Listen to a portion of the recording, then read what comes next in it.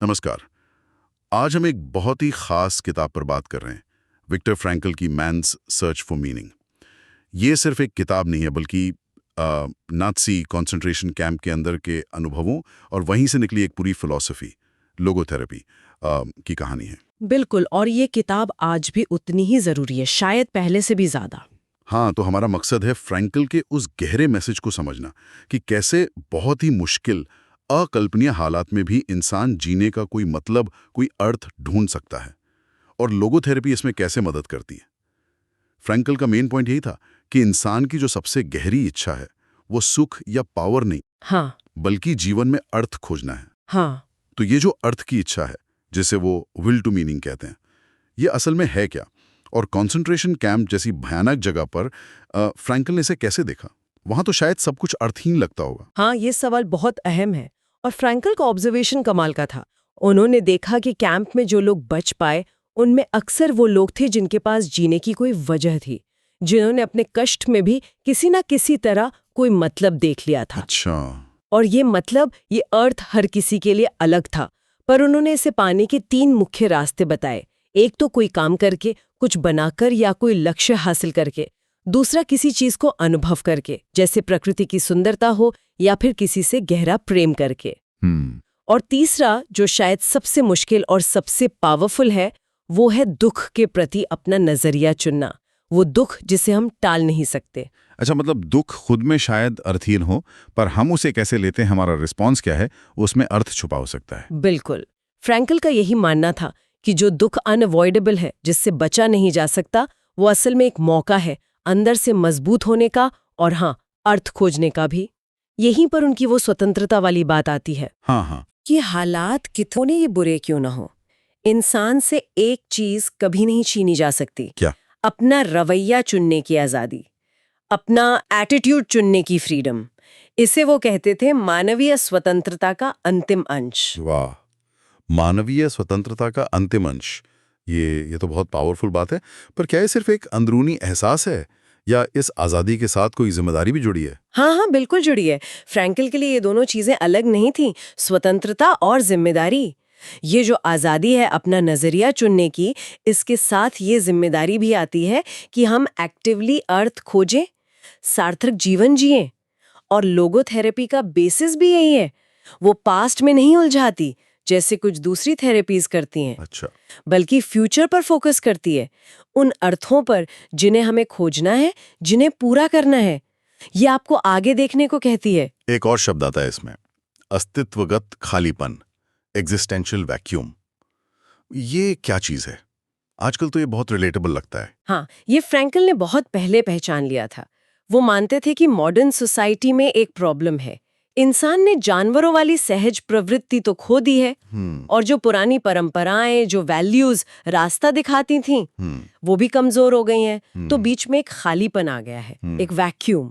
और ये खालीपन अक्सर बोरियत या डिप्रेशन या फिर किसी नशे की लत वगैरह के रूप में दिखता है। सही बात है। इसे भरने के लिए फ्रैंकल ने 2 चीजें बताई, प्यार और मीनिंगफुल काम। प्यार हमें दूसरे इंसान को गहराई से समझने का मौका देता है, और काम काम हमें एक पर्पस देता है, उद्देश्य का एहसास।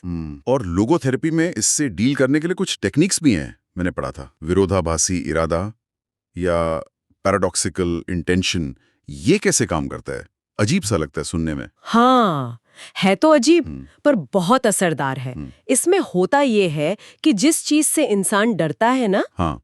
उसे जानबूझकर उसी चीज को चाहने या करने के लिए कहा जाता है। मतलब कैसे? जैसे मान लीजिए किसी को भीड़ में बोलने से बहुत डर लगता है, पसीने छूटते हैं, तो लोगोथेरेपिस्ट शायद कहेगा, अच्छा अगली बार जाओ तो कोशिश करो कि तुम जानबूझकर हकलाओ या जानबूझकर खराब बोलो। अरे। हाँ, इससे होता ये है कि वो जो डर के मारे चिंता होती है ना, एंटिसिपेटरी एंजाइटी, उसका साइकिल टूट जाता है। जब आप डर का मजाक उड़ाते हैं या उसे बढ़ा चढ़ाकर देखते हैं, तो उसका असर कम हो जाता है। अच्छा, ये तो वाकई अनोखा तरीका है। बिल्कुल। और एक और जरूरी कॉन्सेप्ट है आत्मोत्कर्ष, यानी सेल्फ ट्रांसेंडेंस। इसका मतलब है खुद से ऊपर उठना। खुद को भूलकर किसी बड़े मकसद के लिए जीना या किसी और इंसान के लिए जीना। फ्रैंकल कहते थे कि खुशी, या जिसे हम सेल्फ एक्चुअलाइजेशन कहते हैं, वो सीधे मांगने से नहीं मिलती। तो फिर वो तब बाई प्रोडक्ट है। वो तब मिलती है जब हम खुद को भूलकर किसी चीज में लग जाते हैं। समझ गया। तो मतलब दुख से भी अर्थ निकल सकता है, हमारे पास रवैया चुनने की आज़ादी है, खुशी खुद को भूलने में है, लेकिन फिर भी जीवन में दर्द, गिल्ट, मौत, ये सब तो हैं ही। इन्हें फ्रैंकल कैसे देखते थे? यहाँ शायद वो ट्रैजिक ऑप्टिमिज्म वाली बात आती है। बिल्कुल सही पकड़ा। फ्रैंकल ने इन तीनों को दर्द, अपराध बोध और मृत्यु, दुखद त्रय या ट्रैजिक ट्रायड कहा। ये जीवन की सच्चाइयां हैं, इनसे कोई बच नहीं सकता। हाँ, ट्रैजिक ऑप्टिमिज्म का मतलब है इन सच्चाइयों के होते हुए भी, इनके बावजूद जीवन को हाँ कहना। ये मानना कि हाँ, जीवन में दुख है, मुश्किलें हैं, अंत में मृत्यु भी है, पर फिर भी इसमें अर्थ खोजना संभव है। इसमें एक उम्मीद है। ये मुश्किल हालात में भी पॉजिटिव रहने की, अपनी ट्रेजेडी को भी एक मानवीय उपलब्धि में बदलने की काबिलियत है।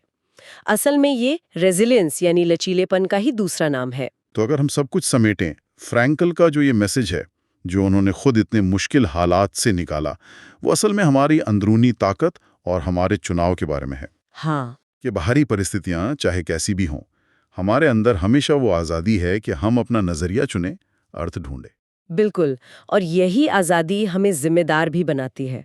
ये हर इंसान की डिग्निटी, उसकी गरिमा को पहचानने की बात है। और ये देखने की कि हर पल में, हर सिचुएशन में अर्थ खोजने का एक मौका छुपा है। ये हालात पर नहीं, हमारे नज़रिए पर निर्भर करता है। तो सुनने वालों के लिए एक सवाल छोड़ जाते हैं। फ्रैंकल कहते हैं कि अर्थ अक्सर अपने बाहर मिलता है, किसी से जुड़कर, कुछ देकर या मुश्किलों का सामना करके।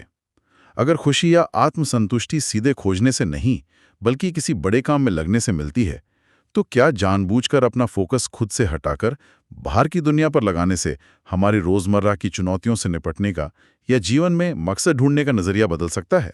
सोचिएगा जरूर।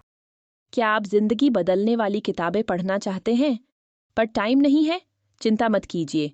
बुक बाइट्स पॉडकास्ट पर हम आपके लिए लाते हैं दुनिया की बेस्ट मोटिवेशनल और सेल्फ हेल्प बुक्स की शॉर्ट और पावरफुल समरी सिर्फ 10 से 15 मिनट में। Atomic habits, rich dad poor dad, think and grow rich जैसी किताबों की कमाल की सीख हिंदी में सुनिए। बस अभी सब्सक्राइब करें और बेल आइकन दबाएं ताकि कोई भी नया एपिसोड मिस न हो। ज्ञान का ये सफर आपके साथ ही पूरा है।